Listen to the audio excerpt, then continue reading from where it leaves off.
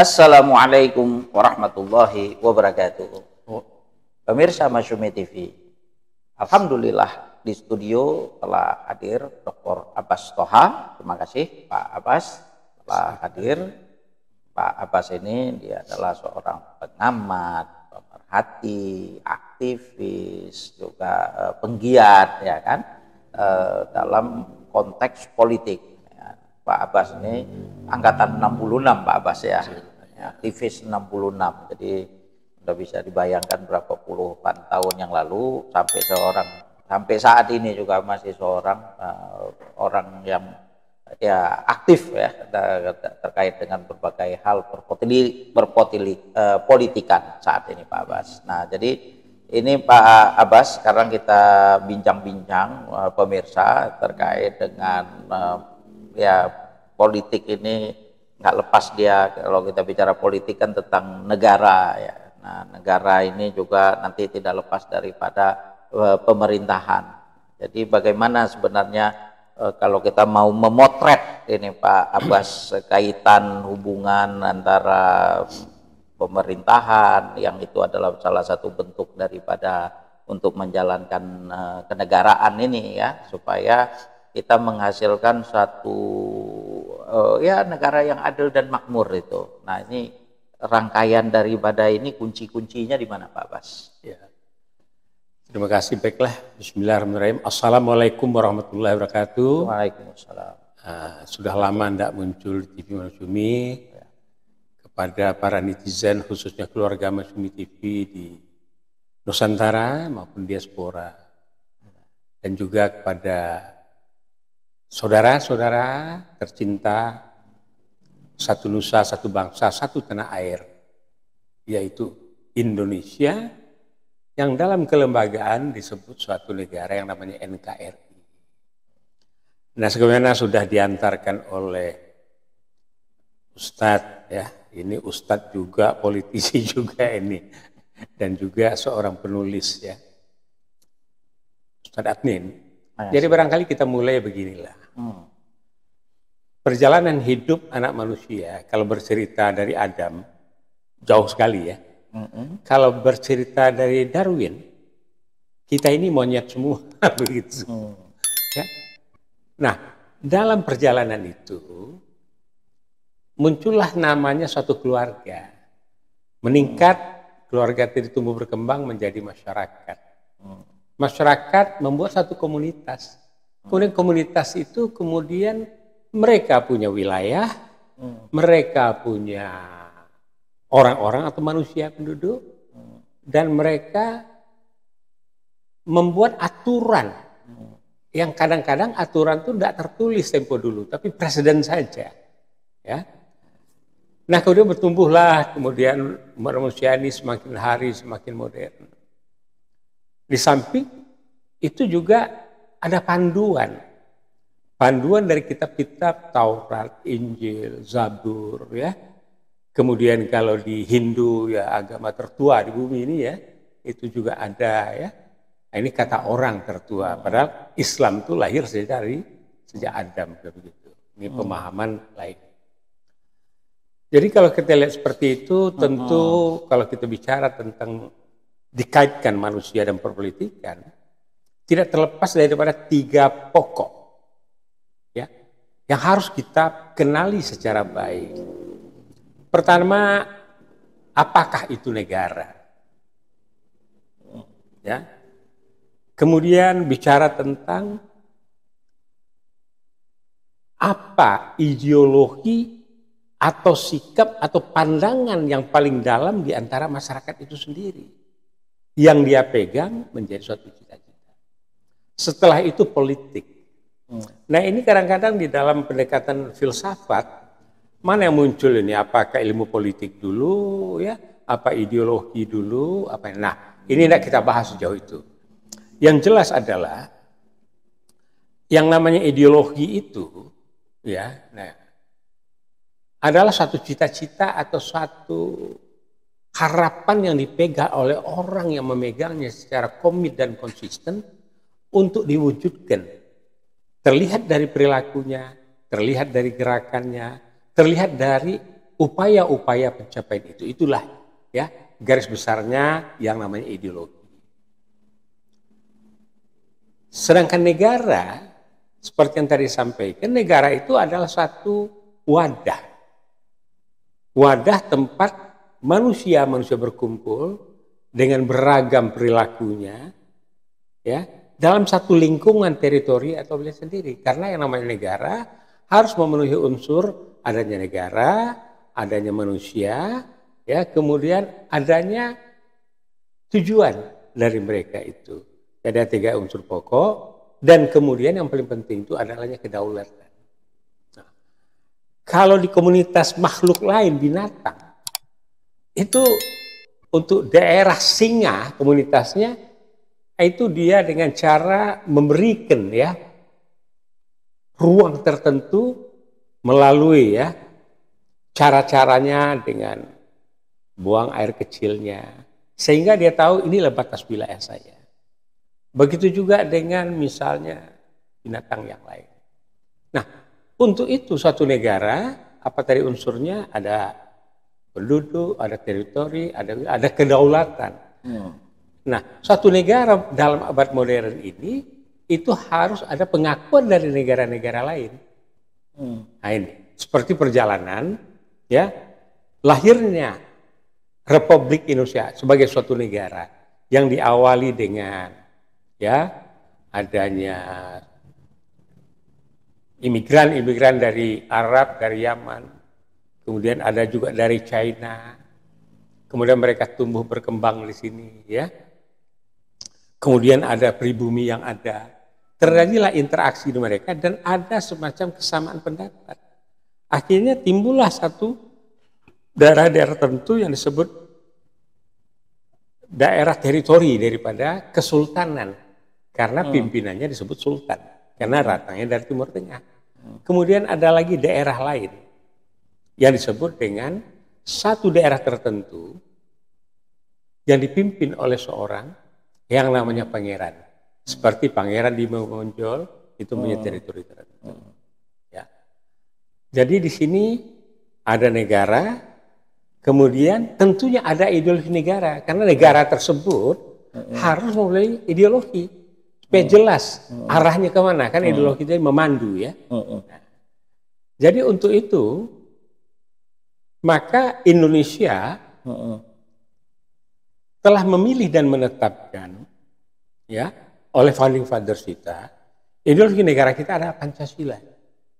Dengan proses yang panjang, 62 orang, ada tim 8, ada tim 9, kemudian lahirlah yang namanya Pancasila.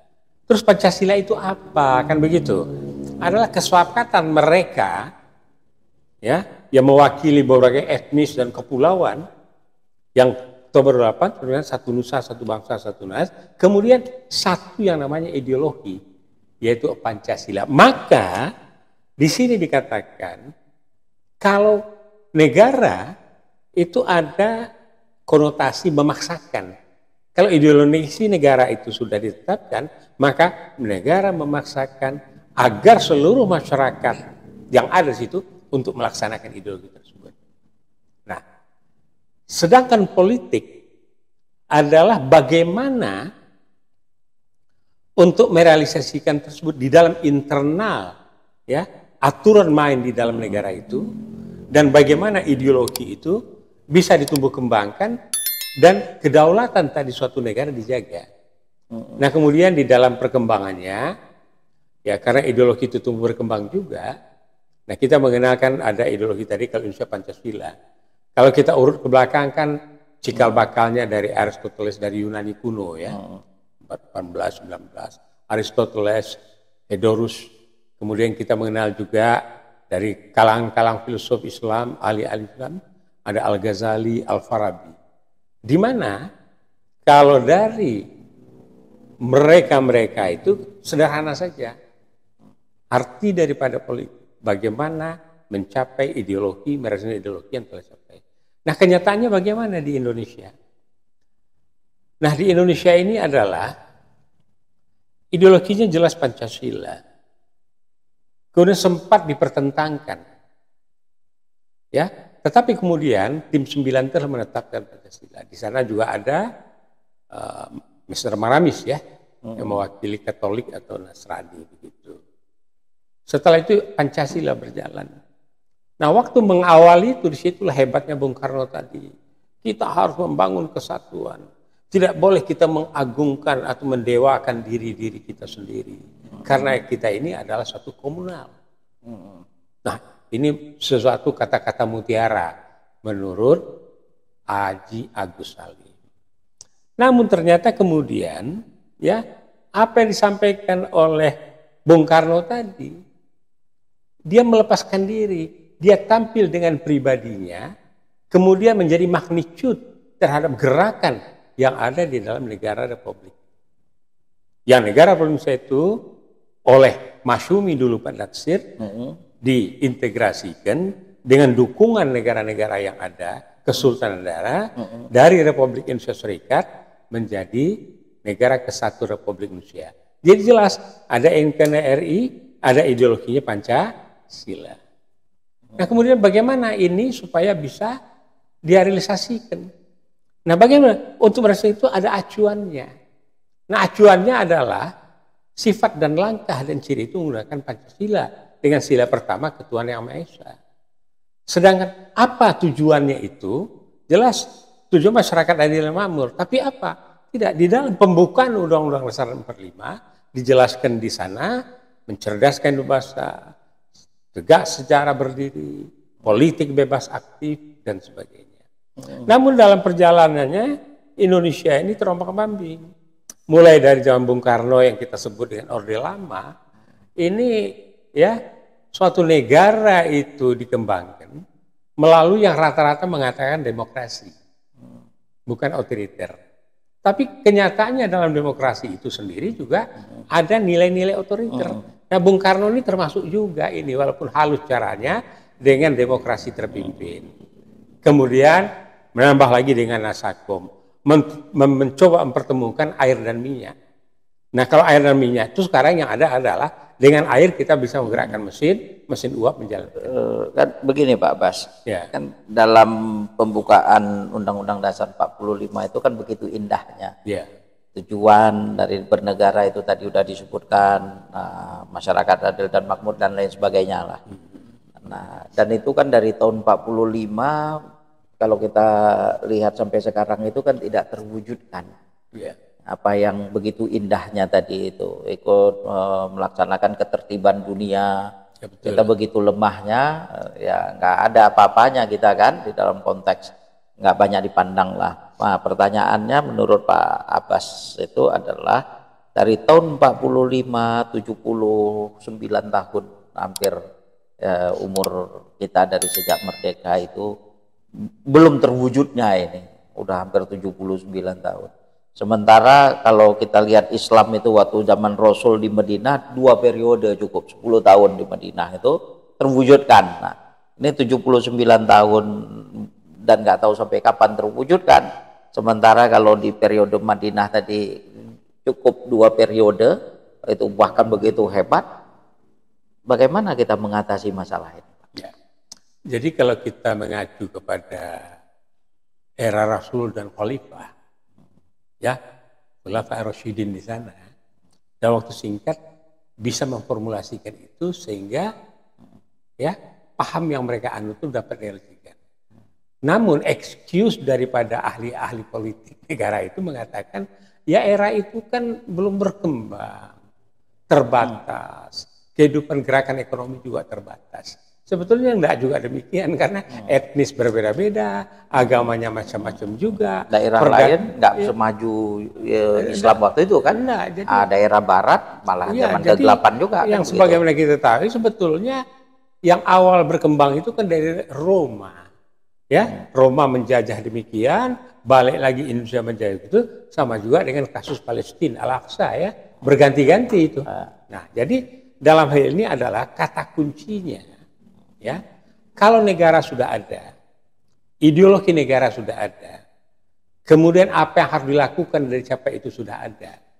Nah, sistem perpolitikan yang ada itu harus menganut kepada tatanan daripada pranata pemerintahan. Nah, pemerintahan itu dilakukan untuk merealisasikan itu dengan panduan. Tetapi sekarang hal itu kan yang dilupakan orang, apapun segala sesuatu itu terpulang kepada manusia itu sendiri. Nah, manusia itu sendiri terpulang kepada kalbunya, lebih dalam lagi kepada moralnya.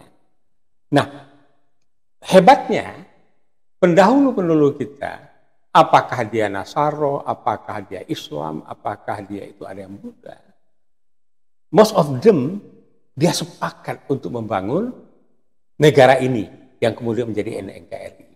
Tapi dalam perjalanannya ada saja ideologi juga berubah-ubah, komitmen juga berubah, sifat berubah, dan itu terjadi pada Orde Lama juga. Sehingga karena sudah terlampau jauh Bung Karno tadi, ya, melakukan hal-hal yang tidak sesuai dengan butir-butir kata mutiara dia ungkapkan waktu proses pembentukan ideologi tadi, sudah menyimpang. Apalagi terakhir yang ada Nasakom. Nah, Partai Masyumi dalam hal itu menolak. Dan juga tidak hanya itu. Dari kalangan daerah-daerah maka timbullah satu koreksi yang dilakukan oleh namanya PRRI. Itu ujungnya itu. Ya. Jadi kalau tidak salah tahun 52 atau berapa itu, ya komunis itu masuk. Pada tahun 48 dia melakukan genosida, pembantaian, dan menjadikan Indonesia ini jadi syarikat ya, Soviet, bagian dari Uni Soviet. Nah, setelah terjadi itu berjalan. Nah, kelihatannya ini Bung Karno sudah mulai ya mencoba menjalan semacam nasionalisme sebagai ideologi yang authoritarian. Untuk itu maka Bung Hatta menumbuhkan lagi partai-partai. Nah, itulah makanya partai muncul di situ, tapi PKI juga masuk. Nah ini. Dan kemudian waktu pemilu 55, nah itu PKI dapat nomor 4. Ya, yang menang sebetulnya Masyumi, tapi karena selisih suara, ya penduduk Jawa lebih besar, ya, tapi dari jumlah kursi demikian. Nah, jadi kata kuncinya tadi ada negara, ada ideologi, ada politik, ada ideologi negara yang harus dijalankan, ada pemerintahan, kemudian ada manusia yang menjalankan pemerintahan. Nah, kita refleksi kondisi sekarang, kita lihat, ya, ada Undang-Undang Dasar dan Pancasila sebagai sumber hukum, ya, falsafah negara Pancasila sebagai dasar hukum. Tapi kenyataannya, ya, pemerintahan itu tidak melaksanakan berdasarkan hukum itu tadi, tapi melalui kekuasaan. Jadi melalui power. Jadi artinya dalam hal ini kekuasaan itu berada pada pemerintahan. Pemerintahan itu pada orang. Orang berada pada rezim. Rezim itu namanya rezim Jokowi. Nah, tidak hanya itu, ada contoh lagi. Ya, terjadi kondisi seperti ini juga ada dulu. Ya, ini juga diawali dengan adanya Kartanegara dan Babat Jawi ya, sudah bagaimana sejarah ya. Di Indonesia ini pernah dulu di Jawa ini yang namanya Kerajaan Singosari. Ya, nah siapa itu? Ken Arok ingin membangun sesuatu yang ternyata itu namanya dinasti.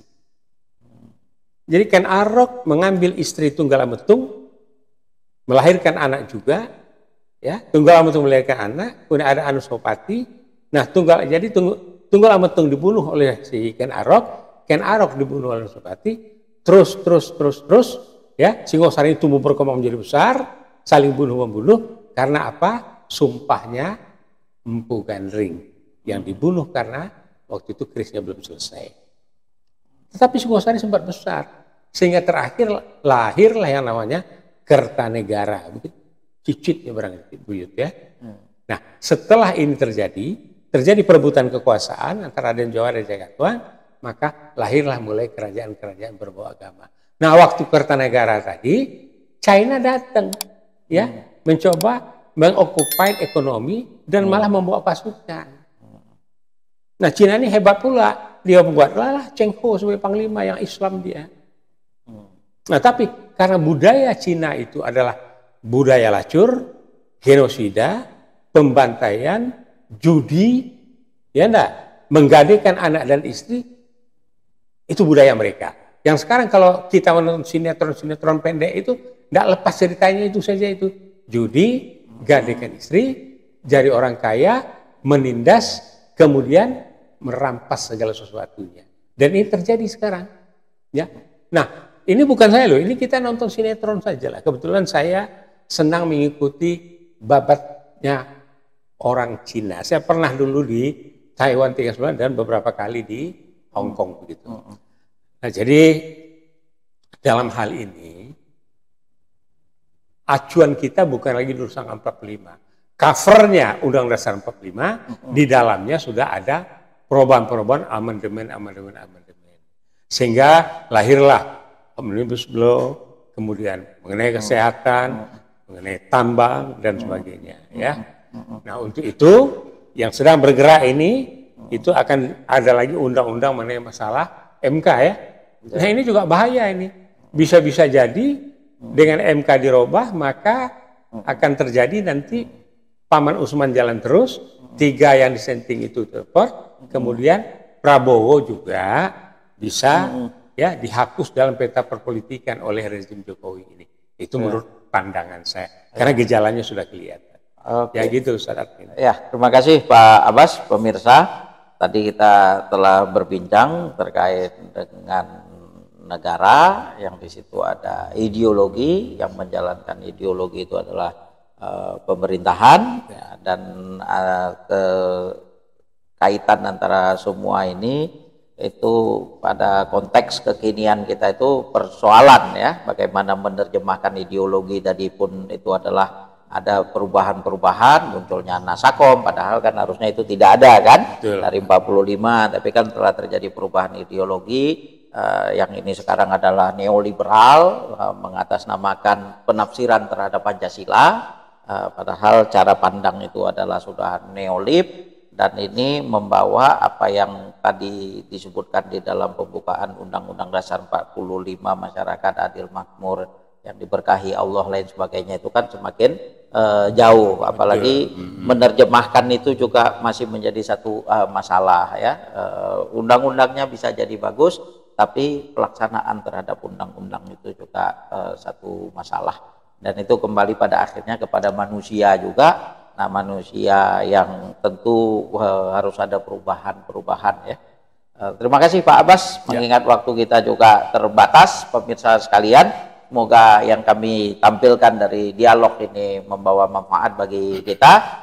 Intinya pemirsa adalah harus muncul manusia-manusia Indonesia, ya, yang ingin mengembalikan lagi betul-betul dengan tulus kepada apa yang sudah dirumuskan oleh founding fathers. Dan itu tentu ada moralitas, ada etika, ya, ada panggilan nurani, hati nurani, agama, itu yang harusnya muncul dalam konteks kekinian sekarang. Sekali lagi terima kasih. Assalamualaikum warahmatullahi wabarakatuh.